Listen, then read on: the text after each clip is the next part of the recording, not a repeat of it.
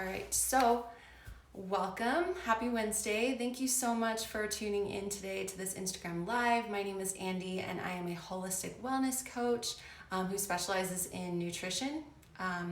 And today I wanted to talk about a holistic approach to PMS and cravings. And this was actually a requested topic that I got that I was super excited to talk about today, because I work with predominantly women and I'm super passionate about the feminine energy, the divine wisdom that we as women have within us, our connection to our intuition. And I feel like, living in the society that we live in, as time goes on, we become more and more disconnected from our bodies, more and more disconnected from that divine wisdom and that intuition.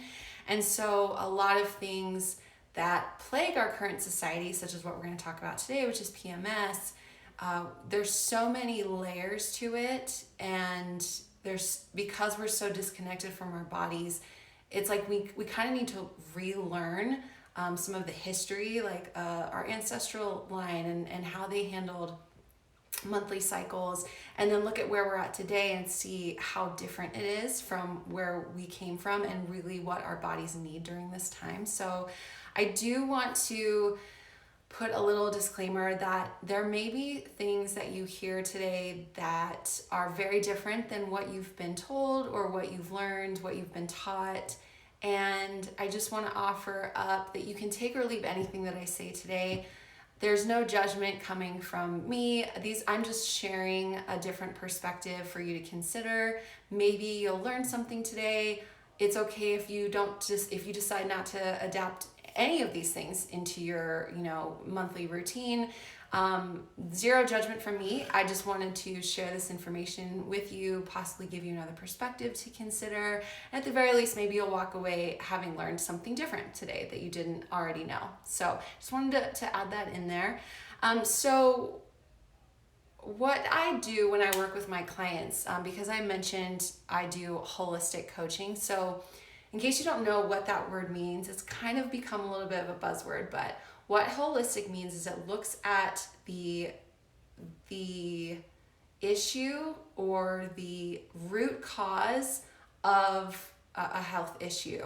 So what I mean by that is our current society, medical system, pharmaceutical industry only looks at the symptoms and addressing the symptoms. So how can we make this symptom go away? A holistic approach to health and healing really looks at the full picture, right? So we're talking about, let's try to dig into what the root cause is. What is the root cause that is leading to that symptom, right? Because the symptom is just letting you know that there's a deeper issue going on. But we've been conditioned to believe that the symptom is the issue, and as long as that clears up and goes away, that we fix the problem, but that's not actually true. So a holistic perspective, in order to really find the root cause of whatever health issue you have, you need to dig into all the different parts of a person, right? So it's not just what you're eating. That is an important thing, and that's something that most medical doctors don't even ask or consider, but what you eat is only part of the picture. How you move. What is your work life like? What is your home life like? What is your social life like? Do you have friends? Do you have a community? Do you, what are some other examples? Like environmental stressors. So what is your toxic load? What are you washing your clothes in? What are you putting on your face? What are you, cleaning your house with? So there's lots of different things that could contribute to a health issue. So a holistic perspective looks at all of those things and the person as a whole. Because that's a lot and that's overwhelming, what I do when I work with my clients is I approach it from a 3-layer perspective. So I work with the body, physical body, the mind, and the spirit. So I do a body, mind, and soul approach to healing. And so usually when I'm working with a client, I have a start at the physical layer. And this is because I feel like identifying physically what's happening in the body is kind of the like lowest barrier to entry. So it's a lot easier for someone to describe how they're feeling, how their body is feeling. You know, we have five senses to work with. What do you taste? What do you smell? What do you hear? It's a lot more tactile. And so we always usually start with the physical, and then from there we move into the mindset. So we peel back that first layer. Underneath that is going to be your mindset. So that's your limiting beliefs, your subconscious beliefs. What is your narrative like in your head? What are you telling yourself every day? What's your mindset? And the third layer, which is what I believe to be the hardest to tap into, which is why we have to approach those first two layers, is the spirit. So the spiritual aspect, right? So energies, spiritual healing, connection to source energy, meditation, all that kind of stuff. And when I'm working with clients, even though I like to approach that 3-layer perspective or that 3-layer system, we will weave all three of those things in and out of every session. So even though, you know, at the beginning we're talking about mostly the physical body, some aspects of spirituality might come up, some mindset things might come up. So it's not a strict regimented, you know, 3-step approach. It's like very much interwoven, but we address all of those aspects of someone, right? And their lives. So for this conversation, talking about PMS and cravings, I want to use that same model that I use with my clients. So I want to kind of walk you through what that would look like. So the first thing we're going to talk about is the physical level. So how PMS affects the physical body, what are some possible indicators on the physical level of things that you could do differently that could possibly help alleviate PMS if you are someone that struggles with that. So PMS is an acronym that actually stands for premenstrual syndrome. And what's interesting is, as I was like doing some research on like, well, what is the mainstream narrative of what PMS, like I know what we all think PMS is, but what is being said about PMS from like an official standpoint, right? And, what I want to just read you this definition because it's so fitting for everything that I just said. So the definition, and this is across, this is from the Mayo Clinic, but I also found similar definitions on WebMD and Healthline. It says the cause isn't fully understood, but likely involves changes in hormones during the menstrual cycle. So already we're seeing that there's a disconnect, right, in this definition, because what I just said from a holistic perspective, we care about what the cause is. We want to know what the cause is that is manifesting all of these symptoms, right? And so the official standpoint, though, from medical doctors and science is we don't know what the cause is. We haven't even, I don't know if they're not giving any time to looking into all the potential causes, but they're saying they don't know what the cause is, that it could possibly be related to hormonal shifts, right, every month. So, symptoms of PMS, common symptoms that we probably all know about are mood swings, food cravings, fatigue, irritability, and depression. And PMS usually starts, it's anywhere from 7 to 14 days before your cycle. Okay, so there's just some kind of like standard definition, standard information. Another interesting quote that I wrote down that I read was, "No one knows why some women have PMS and others don't, but PMS symptoms are closely linked to changing levels of estrogen, serotonin, and progesterone." So again, we're seeing the narrative of we don't know why this happens. We don't know why some people struggle with it and some don't. Instead of there being like some kind of research that's going into this, let's look at things that I mentioned at the beginning, like toxic load. Let's look at the makeup we're putting on our face, the lotions we're putting on our body. Let's look at the water we're drinking. Let's look at the food we're eating. But the mainstream narrative doesn't even consider those things. So those are some of the things that we're going to be talking about today. And again, all of this is just food for thought, just something to think about and consider. Definitely not information that is like commonly talked about or put out there. But I think it's really important for people to realize that we have a lot more control over our bodies and our health than we are led to believe. And I think it can be really empowering for people once they realize that they can take their health into their own hands and they can actually completely change their whole view of what health means to them, right? Instead of looking outward to a doctor or to, the pharmaceutical industry to fix us, we can actually go within, tap into our own wisdom, and really tune in with our bodies. So that's kind of like the approach that I'm going to be talking about today. So let's talk a little bit about hormonally what's happening in the body during this 7 to 14 days before our cycle begins. So I'm just going to go ahead and read this information because I don't want to get it, any of it mixed up.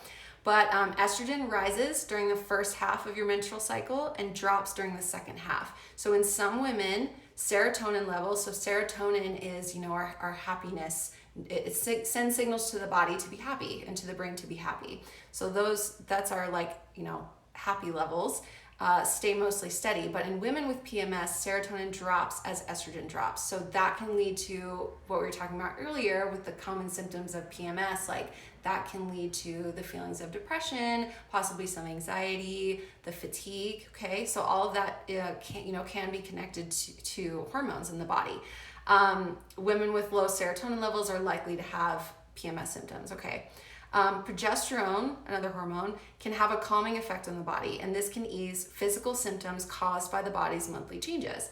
In women with PMS, progesterone may not have this calming effect, and this may actually make symptoms more severe. Okay, so scientific perspective, hormonal, that's what we're working with. Okay, so let's talk about physically cravings during this, this PMS window. So a lot of women, and I know, and I'm also speaking from my own experience in the past, I don't struggle with PMS anymore, but, and at my earlier years, I definitely did. So for cravings, a lot of women use food as comfort, right? Because we just talked about that dip in serotonin levels, the dip in hormones can cause feelings of depression. Well, a lot of comfort food for women during this time is like sugar. So, chocolate, candy, donuts, I don't know, any kind of sugar.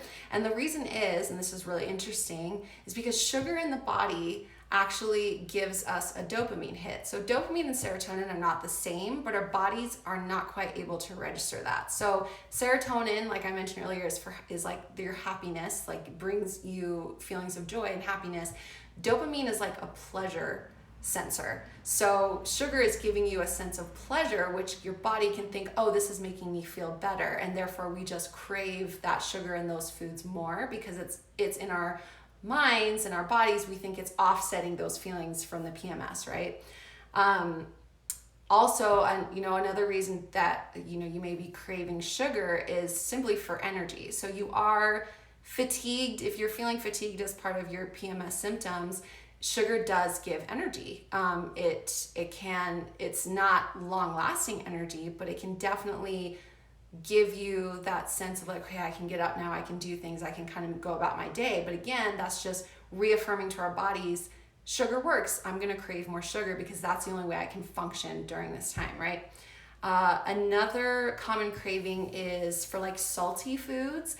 And what's interesting about this, and a couple of things I want to touch on, are if you look up what the symptoms of someone who is deficient in salt, someone who has a low salt intake, they match very closely what the symptoms are for PMS. So headache, nausea, fatigue, muscle soreness.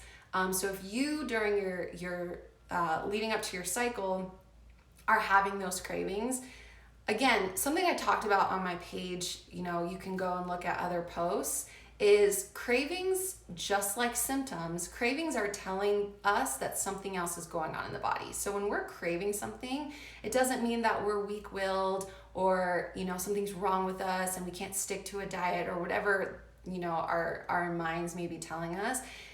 You're craving something because your body needs something that is in that food, right? We don't always choose the best sources of those things that we're lacking in, and that's where the issue comes in to play, is because we are choosing processed versions of the nutrients that we might be deficient in. So when we're craving like salty fries or salty foods or potato chips or whatever, we could be potentially just mineral deficient and specifically deficient in salt. and the way that it's manifesting in our body matches the same symptoms as PMS. Iron is another one. So, you think about, well, what happens every month during our cycle, right? We're shedding, we're releasing, we are losing blood.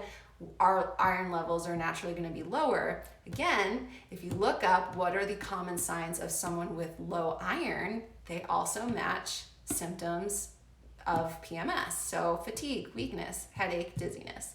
So again, our bodies we could be labeling it as PMS, but really it is just, we are nutrient deficient. And I'm not trying to minimize that PMS or what people experience when they experience PMS. I'm just offering, again, like another perspective, something to think about.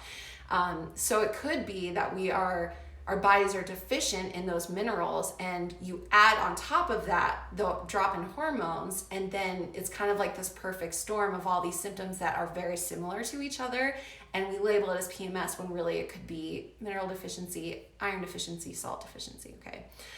So now let's talk about, like, how can we honor the body physically during this time, and how can we honor those cravings that we're experiencing without, harming the body more, right? Well, first thing is going to be, if you're craving sugar, quality. So if you really want a treat, again, I'm not one to believe that we necessarily need to cut things completely out of our diet. I think moderation is a big thing.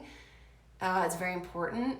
And I think that we should always be looking at the quality. So if we're craving a treat, like, how can we satisfy this craving in the healthiest way possible? So if we really want cookies, for example, well, can we make them at home? Can we use, whole food ingredients? Can we add some, protein to it? Can we add some banana, some, dark chocolate, no additive chocolate chips? Like, the point I'm trying to make is, like, how can we make healthier versions instead of going to the store and buying things with chemicals in it?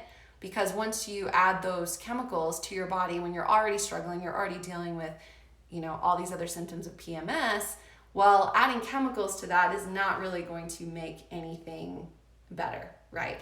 So another thing is, sugar is also in fruit. So can we, learn to, when we're feeling those sugar cravings, can we go to fruit? Can we try fruit first? Like, let me eat some of this fruit. Let me see if that satisfies this craving before I just immediately go to the cookies, right? And maybe you have the fruit and you still want the cookies. Awesome, totally okay. But you can also still get that sugar and that energy from fruit, which is a natural whole food source. Smoothies, you could do smoothie bowls. You could do tea with honey. So those are just some ideas of how to satisfy that sugar craving you might be having without adding chemicals to an already sensitive situation with your health, okay? And then if you are someone that craves salt, like we talked about, you might want to look into adding minerals to your water. So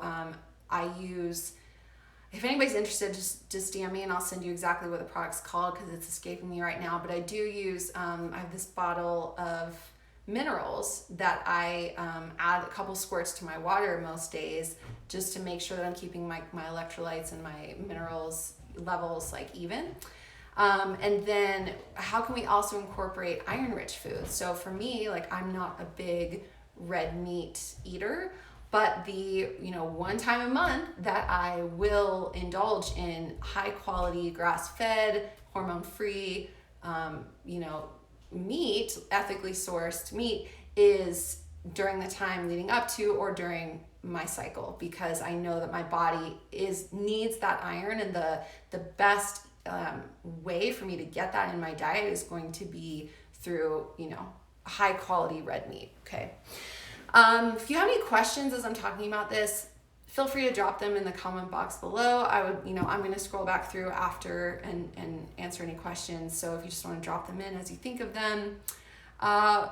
One last thing I want to say about the physical aspect of PMS is we also should be considering how we're moving our body during that time, right? So the time leading up to our cycle, and especially during our cycle, is not the time to be starting a new fitness routine, to be doing strenuous exercise, to be running and jogging for miles, to be lifting super heavy weights.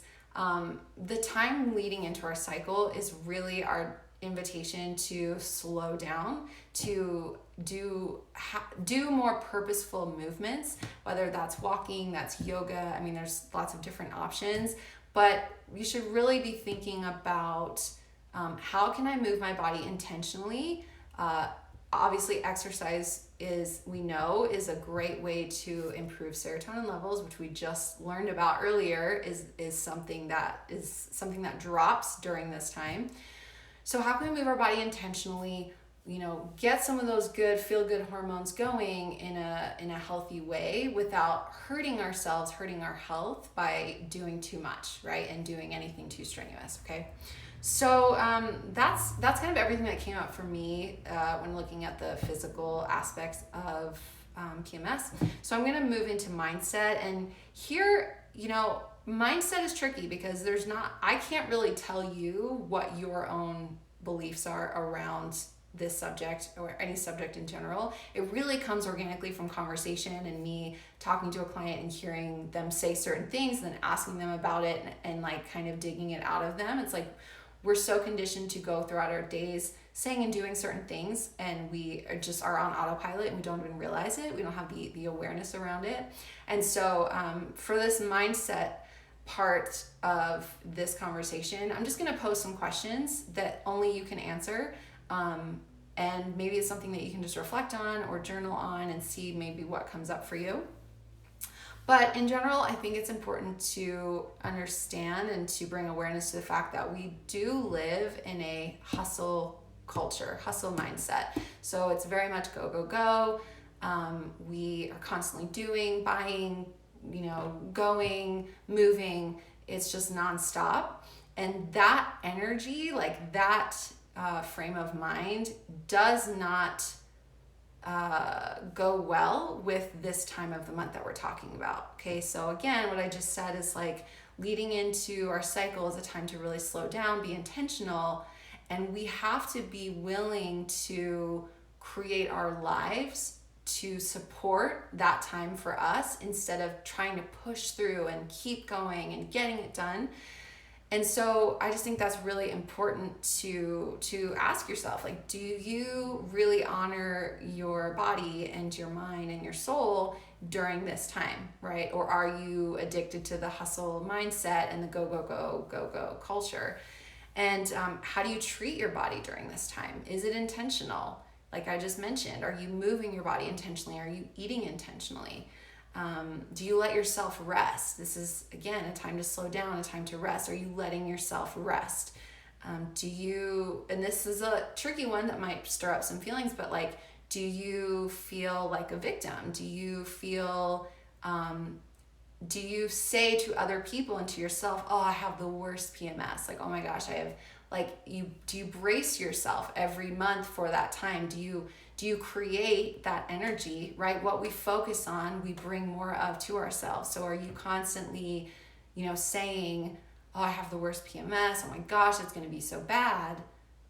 Just something to consider. Do you feel comfortable being the victim of having PMS? Do you feel like, does it get you attention? Does it feel like something you can focus your energy on and that feels comfortable to you? Again, there's no judgment in any of these questions. They're just things to consider when we're talking about the mindset aspect of this subject. So that's pretty much all I had for mindset. So I'm just going to move on to spiritual to wrap this up. So spiritual component of, when we're looking and talking about PMS is kind of what I just mentioned in the mindset section of we live in a very heavily masculine energy, which is the energy I just talked about, which is the go, go, go, do, do, do, very productive hustle culture. It's an exertion of a lot of energy, and we're doing that day after day after day after day.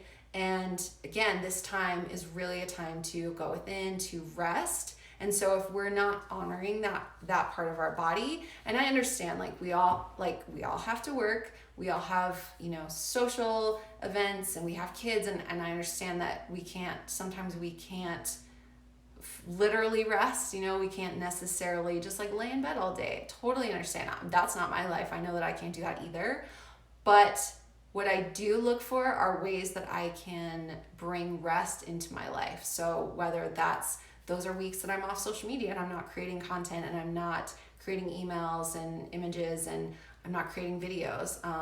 That could be a time that I say no to social, get-togethers and social events. I'm really staying in and taking care of myself.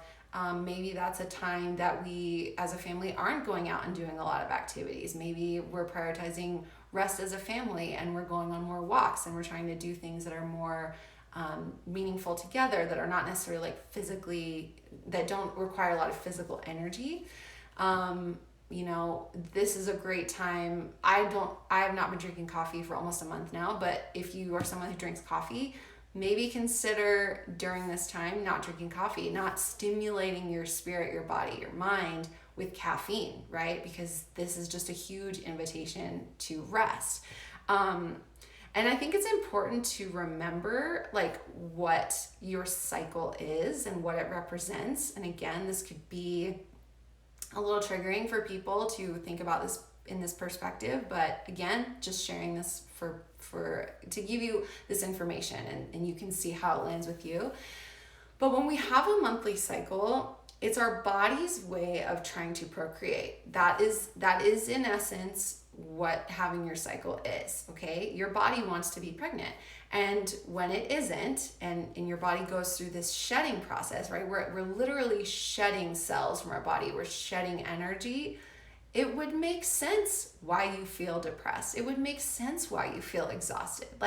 All of these things that we've labeled as PMS are really just manifestations of what your body and your soul are going through during this time. And instead of us trying to cover it up and trying to fix it, what if we just step back and understood that this is a part of who we are, this is a part of us as who we are as women, and how can we honor that and give ourselves grace instead of feeling the need to stuff it down and fix it, right?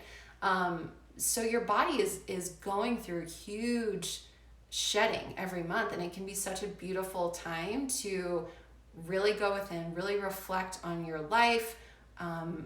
Again, if we talk about the holistic approach, pretty much what I just walked you through, can we examine how we're feeding our bodies, how we're moving our bodies, what we're putting on our bodies, and look for things that we can do better, and ways that we can improve our health to help with those symptoms, right, of this premenstrual syndrome. That's pretty much everything that I had today for you.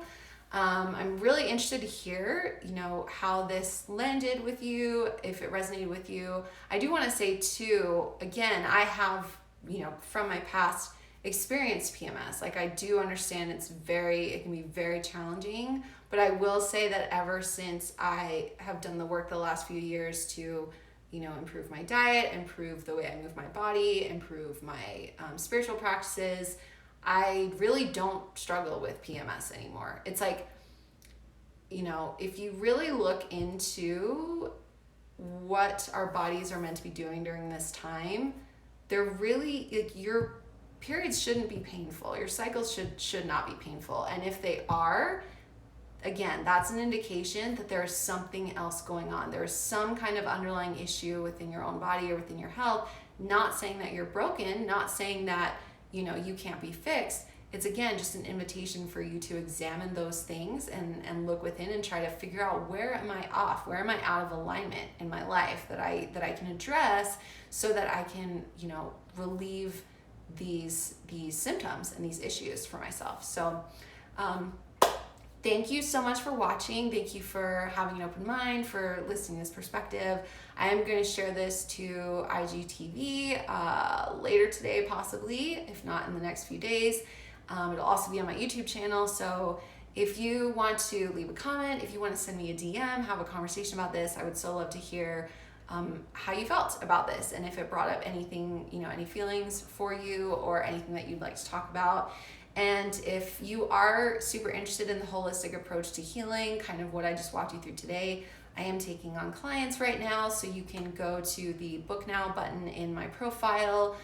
You can send me a DM. I do offer free 30-minute discovery calls, so that's a chance for you and I to connect, get to know each other, see if we're a good fit, and then I have a variety of pricing packages available. So I love this work. I'm super passionate about it. I love to help people heal. I love food. I love sharing healthy food and teaching people about nutrition and how to take care of their bodies. So if this resonated with you, it sounds like something that you would love to partake in, a journey that you'd like to go on, I would love to be that person to work with you. So I hope you have a beautiful rest of your day. Take care of your bodies, drink water, eat some vegetables, and get outside and spend time in the sunshine. So I will be talking to you soon. Have a great day.